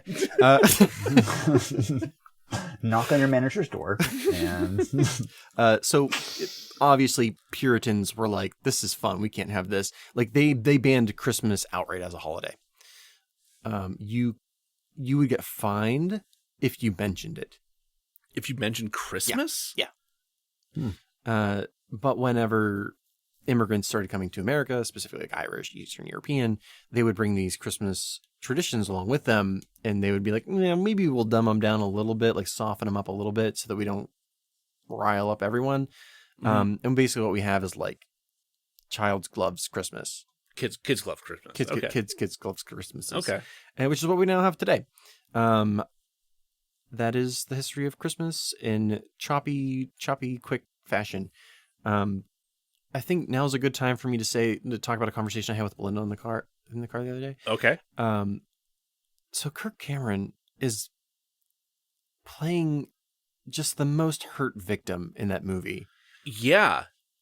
Okay, so like of all of our friends, our friends and our extended friends, I've never heard any of us bitch about saying the word Christmas or Merry Christmas. Not once. Like Among I have friends that are out and out Satanists. Yeah.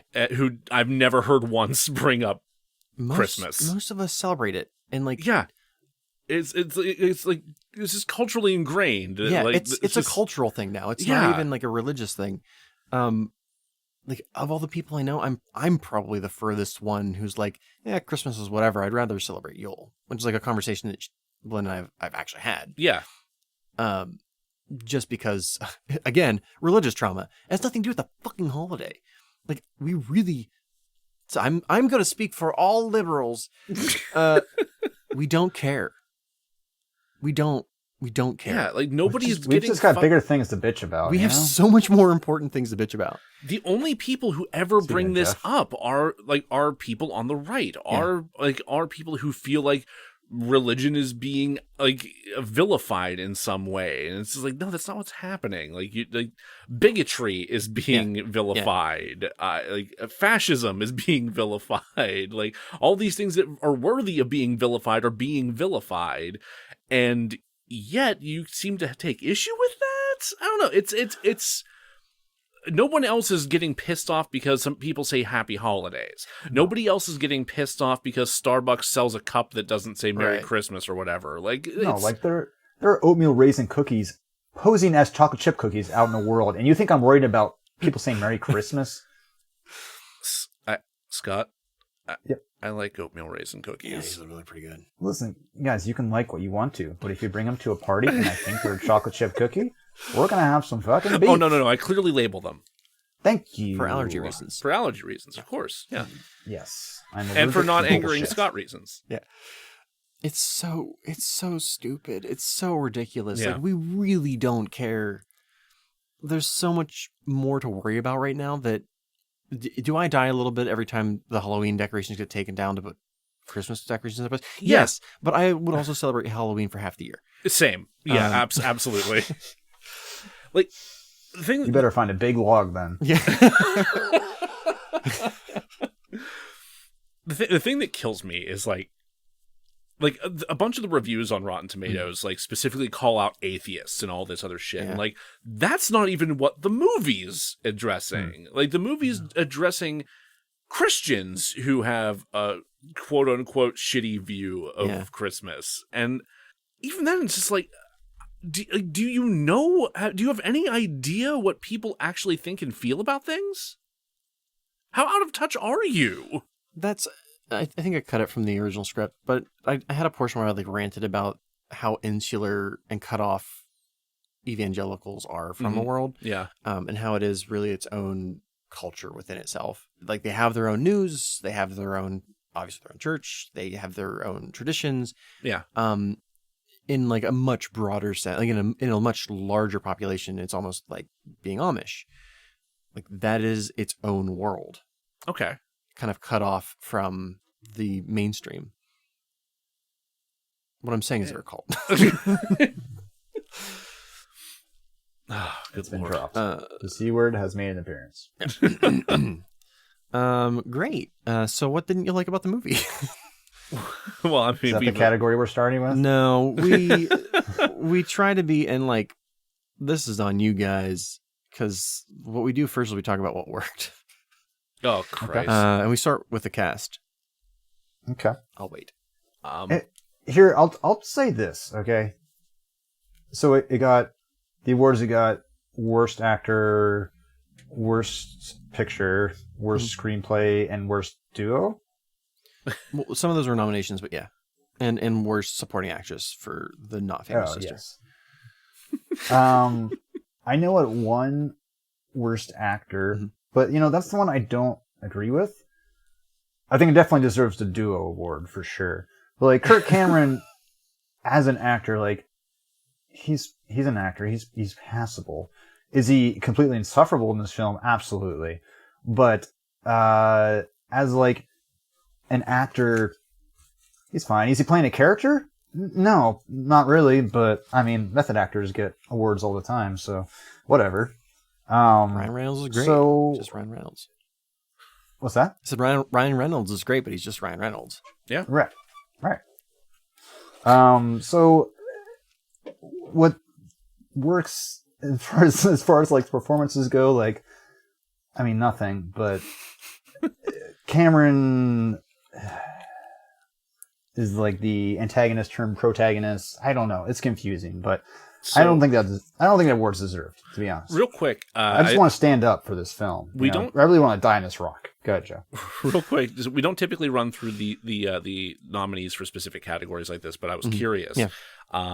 So the other actors that were nominated for worst actor at this Razzies were Adam Sandler for Blended, Seth MacFarlane for his character in A Million Ways to Die in the West. It was that bad. Kellen Lutz in The Legend of Hercules, Nicolas Cage in Left Behind. That was pretty bad. They got Left Behind in the same year. Wow. Yeah, they got the Left Behind reboot in the same year. What a year. I think overall what works for this movie, what kept me watching is, like, I have no idea what's coming next in this film. Like, absolutely zero. Like, from the opening credits, where I'm like, what? To the closing credits. Yeah, they hit us with that ska, and it was just like, all of my expectations are just shattered. All right, we're on the roller coaster track. Let's go. Yeah, the ska, it was misleading, but very. I have no idea what was going to happen in this film. All of it was bad, but like I had to keep watching because, good lord, I'm on the tracks.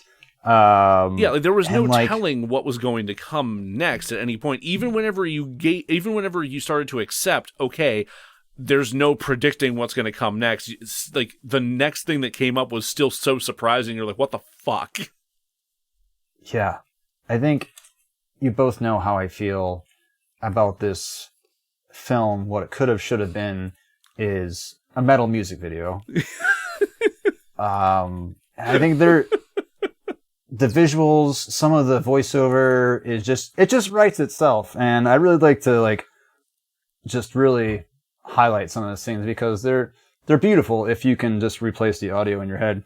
But like even in the beginning, so we have the first recreation of the manger where Kirk's like, no, let me tell you how it went down. Like, Jesus was born in the manger, but here's a big twist. The manger was actually a cave.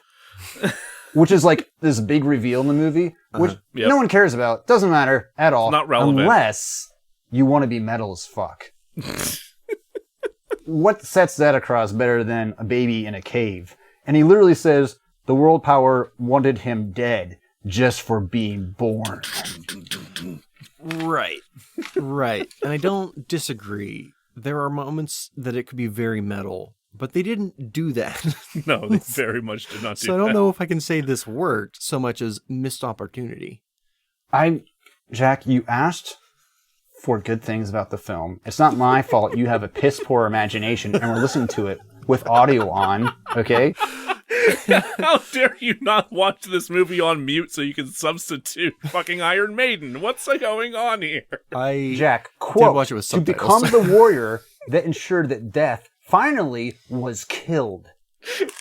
Killing death, Jack. You're reading from a paper, aren't you? You've taken notes. That's how metal I am. I believe in paper and a pen. Amazing. Yeah, I mean, obviously they didn't do that, but like on a serious note, like some of like the themes and visuals, like, okay, you got like this badass like Saint Nick. Mm-hmm.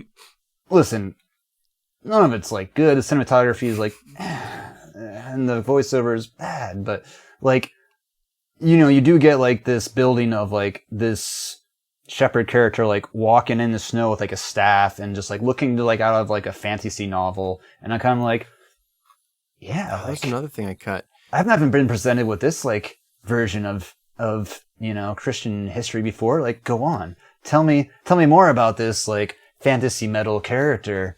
Do you remember? And he does beat the crap out of some people. Do you remember? Like, whips ass. Good. Right before that, Kirk Cameron's like, now for this one and only time, I'm going to kind of fluff the facts a little bit, and we're going to invoke Lord of the Rings. Right before he brings in Badass Santa, which I like forgot about that. yeah, he name drops Lord of the Rings. Like there were moments That's true. specifically visually where I'm like, this could go somewhere, and not even like this could go somewhere so much as this could have plot. I could have something I could cling to that is narratively forward. But then it would turn into him telling a sermon. Yeah, 100%. Right. Like there were parts of it though that I was like, I want something from this. I never got it, but yeah, it did have some catch to it, and I could see like how if I was viewing this from a different perspective, I would be like, I would take that hype and then like actualize it into an emotion, whereas I never felt anything other than pity. But like, got me hyped. Do you remember when we did those many years ago, Guilty Pleasure, and Mike created such a headcanon so that he was able to enjoy Cable Guy? Like he just he rewrote the entire like meta premise of Cable Guy. That it was Jim Carrey trying to burn everything down. Yes. Which like I want to believe that's true because like that's a hell of a story. Nothing to substantiate that, but he created it in his head and was then able to enjoy the movie that way. And I feel like that's what we're doing now is like we're putting up these tent poles in order to be able to not hate the movie entirely. These metal tent poles. These metal ass tent poles. Metal poles. I mean, what fucking choice do we have, right? if we were going to say that there was something good about this movie, then we have to do it that way. They did speak. Yeah. They did say words that were words that I understood individually. The lighting was not too dark so that I could see nothing, nor too bright that I could not look at it. True. Time ran in a linear fashion, and it did end. It did end. Not immediately, but it did eventually end. They did slide. He did slide very good. That slide was a good slide. It was a good slide. I will give Doan I'll give the director that. Like he slid real good. I want to know who the costumer was that found the sleekest Christmas sweater. I just assume they like which sweater has the lowest coefficient of friction? Yeah. So other good thing? No, that's it. We can move on to what didn't work. Oh, great. Thank God. Okay, so It's not a movie. it's not a movie. I mean, it's not Not a. It is not a. movies. It felt like I was in 7th or 8th grade, and the teacher was like, all right, we're going to learn how to write argumentative papers. You're going to write your argument on what Christmas is. And he did that and then read it in front of the class. And the whole time I'm trying to do anything but listen. And then he called it a movie. Yeah. Like I'm actively like transported back to grade school, and I'm doodling in the margins of my math book. It's like, it's no wonder all those teachers were so fucking miserable. They had to read all these Kirk Cameron theses. Well, if you would quit going back to the schools to write them again and again, I mean... There were no relationships between any of the characters. There were no stakes. There were no stakes, no.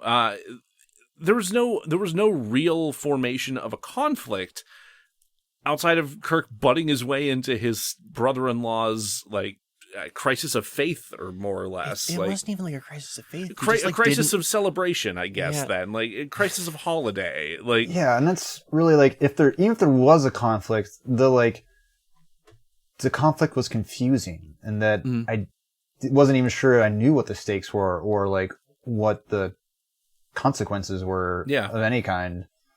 Even if there was one in there, God help anyone find it. Like.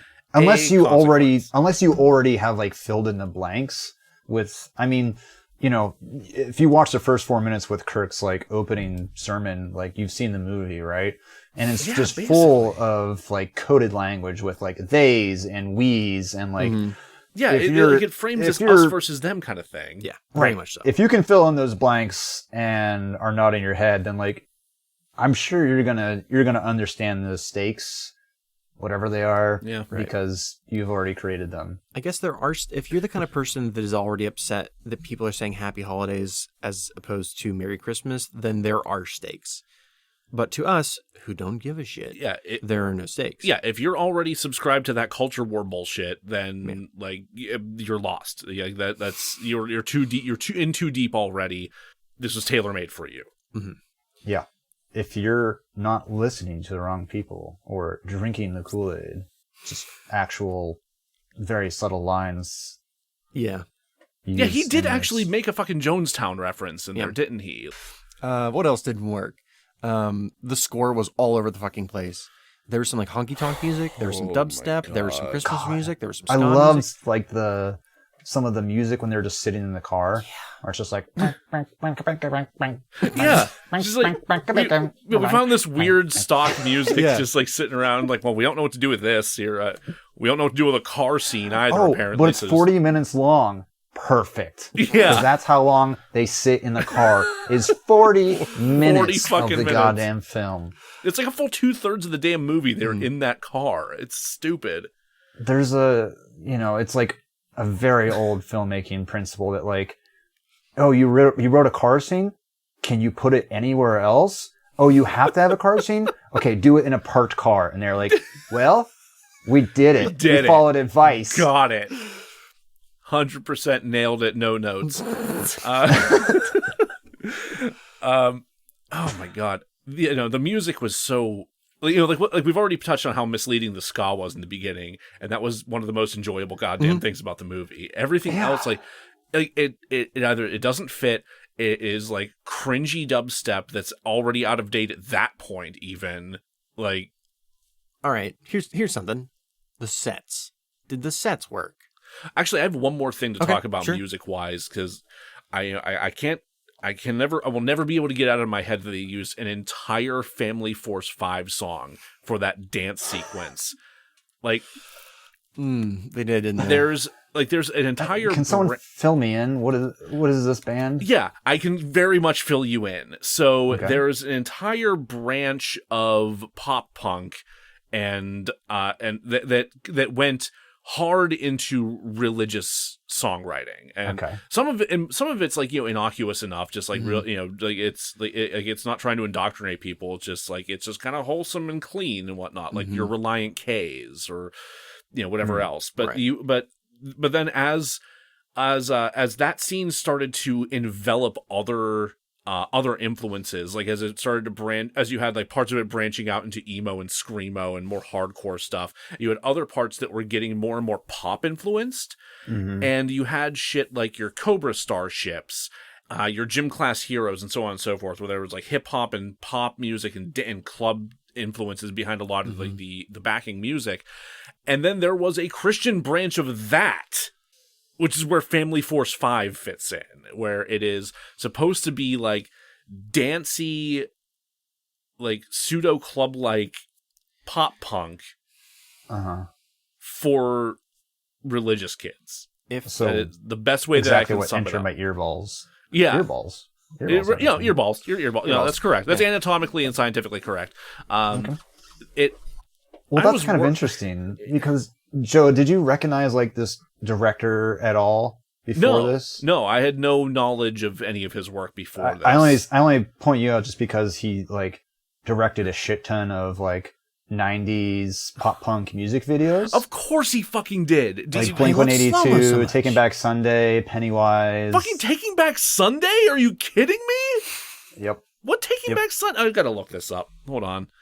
Like he's done a ton of them. That's So insane to me. and that's kind of how he got like his name recognition was like doing a ton of music videos before. Really, the only like films that he's done are Christian films, and some of them I'm sure we'll get into at some point because they are abhorrent. Oh my god. He directed the Blink 182 video for Josie and Damn It. And damn it, yep, you're welcome. Okay, here we go. Christian pop punk. There's a bunch of MXPX. There's a couple of AFI videos in here. Pennywise. Pennywise, man. I have no idea what's You happening. gotta be fucking Sorry, unwritten law. If it's not movie or comic related, I'm Scary utterly lost. kids scaring kids. He did a fucking scary kids scaring kids video. Rolling. Okay, so he did not do Limp okay. Bizkit, Jack. He did okay? not do Limp Bizkit. He also did not do Taking Back Sunday. He did eventually transition into Jason Mraz and Kid Rock. Woman. See, that seems more right. This is my brain is broken. So anyway, you start to see where like It's some of my these Weird Al weird music choices come podcast. into play, I guess, in terms of the score. So let's talk about the sets, huh? Those were some sets, not entirely bad ones. I mean, the sets are okay. So the sets are basically house, which like it's a nice upper middle class to house, and With so and much then fridge. car, and then cave. It's Yes. Yeah. There's There's also and the tavern, where Saint Nick beats the shit out of heretics. in the Christmas tree lot. And the Christmas tree lot. Yeah. No, the field of crucifixes. Oh, right. Mm-hmm. You're not looking at it correctly. Yeah, I would say the Christmas tree lot works. It sure is a Christmas tree lot. I love all the outside stuff where you can just clearly see the wrinkled cloth background as the very real snow falls.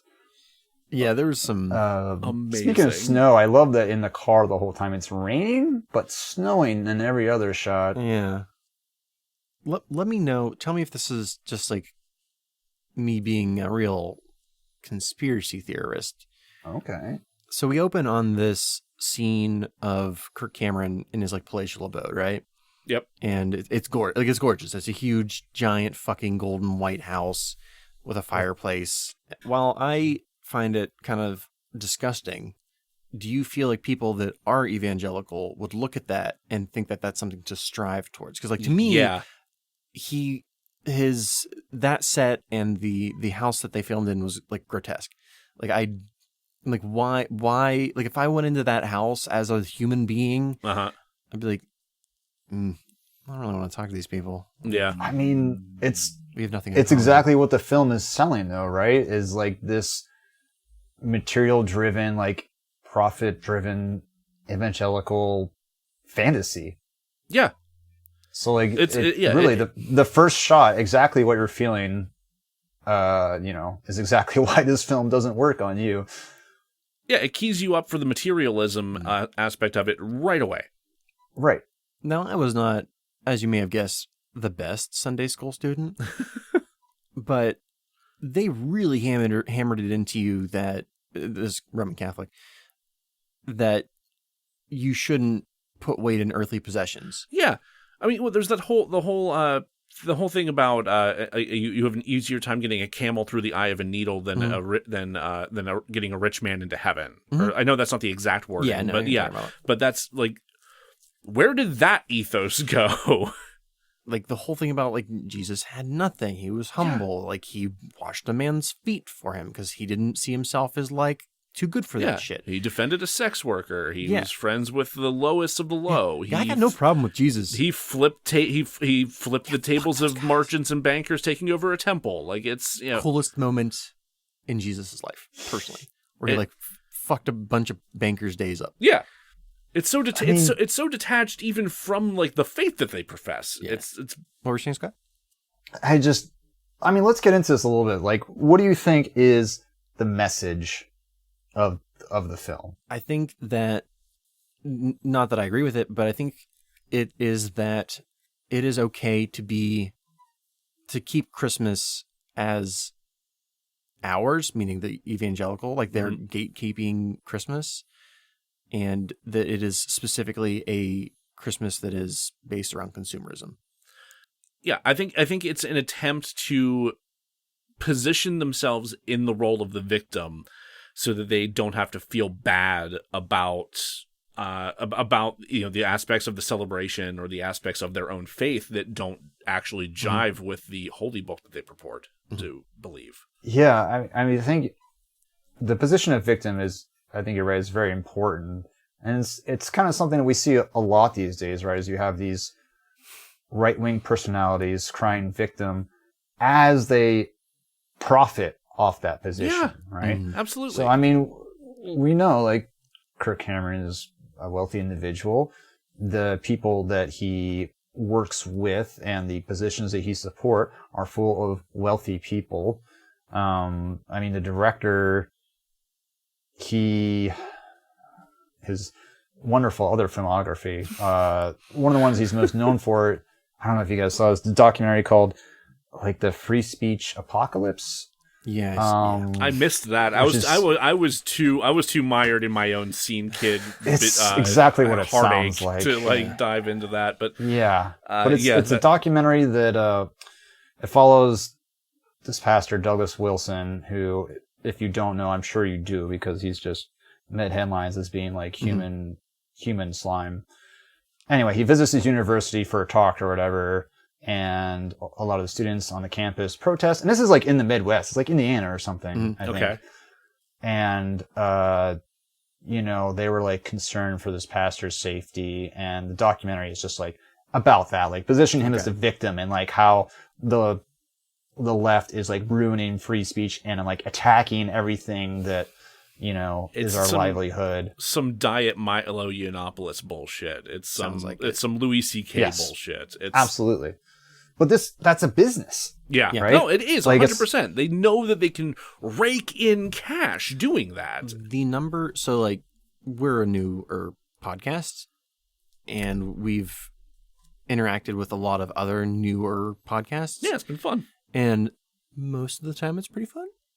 But I've listened to so many right-wing podcasts. Really? Yeah.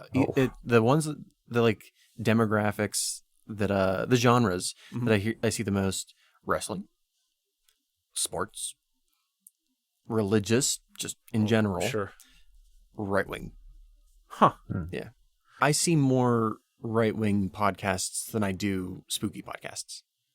Or movie podcasts. That's wild to me. I mean, and this is Facebook. This is Facebook. Yeah, yeah. Because I feel like I see the opposite on Twitter. Because for a peek behind the curtain, like Jack tends to work our Facebook more often than I do, and he works the Instagram, and I run the Twitter for the most part. Because technology is confusing to me. And And I feel like a lot of the people that I've been engaging with on Twitter have like it's either that they are trying to they're trying not to put forth a political message in what they're doing, or they acknowledge their bias as being more left and being more like inclusive and humanistic. Where do you think we fall, Joe? As a movie podcast. I think considering the teardown of what we're doing into this movie, I think we've made our position clear. Yeah.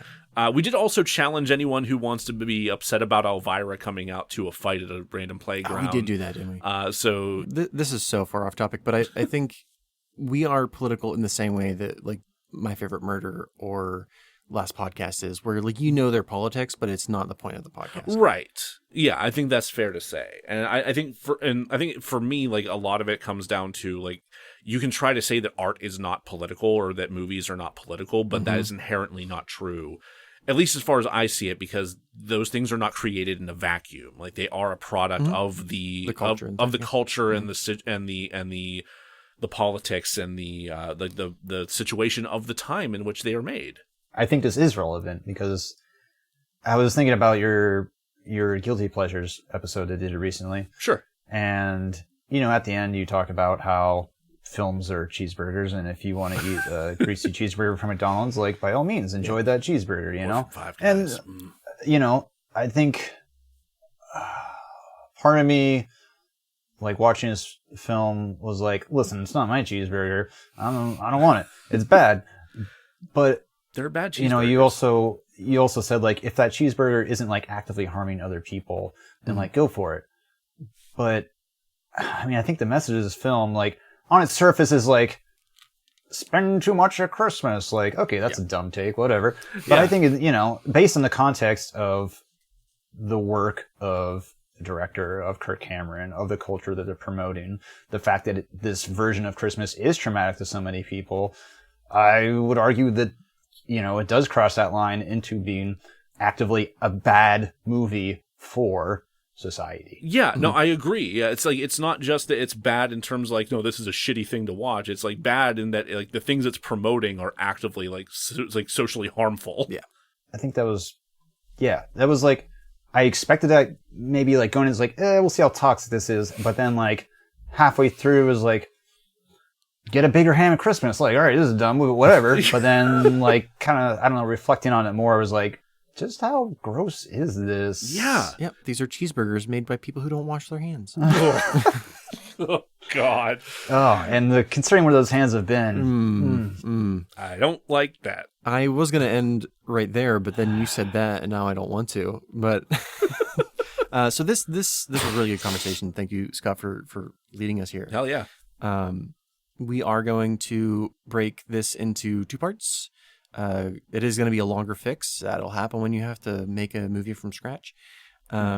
Which, let's be real, that is what had to be done here. Yeah. Like, there was not a movie to start with.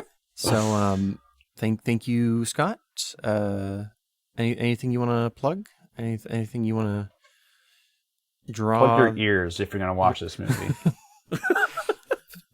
Yes, very much so. Joe, do we have anybody we want to thank? Yeah, I think we do have some people we want to thank. We've been getting so much love through these last couple of new episodes, and I want to thank everyone who has taken the time to listen to them and to reach out to us and actually like directly tell us how much you've been enjoying them. We actually got an amazing voice message from somebody from the Cinematic Anarchy podcast, just telling us how much they liked the Guilty Pleasures episode. We've had people on Twitter, the Jacked Up Review Show podcast, reached out to us and asked us to collaborate with them. So that's something that's going to be coming in the new year. We're really looking forward to. Check out their show. They do some incredibly thorough deep dives into the work of particular directors and musicians and actors. And also, there's some other people we're talking about like being mindful about the stuff that you're listening to and the podcast you're associating with. The Definitely Haunted podcast started a great conversation about that on Twitter, and I want to thank them for that because it was a really good conversation, and I think they handled a lot of stuff really well in that thread. And so find those Jags on Twitters and Facebooks, or Good Pods, Good Pods. Yeah, you can like, share, rate, review on Good Pods by episode even, and give like specific feedback about a particular episode. So like check all them out, listen to them there. Check us out and listen to us there and rate and review. Also on Apple Podcasts and Podchaser, wherever else you can do that. We have a YouTube presence. We're there. You can check out and like and subscribe there. And stay classy and do things that are sure to what are they gonna do, Scott? I think they're gonna razzle dazzle. I think so. All right, I'll see you back here with part 2 of Saving Christmas.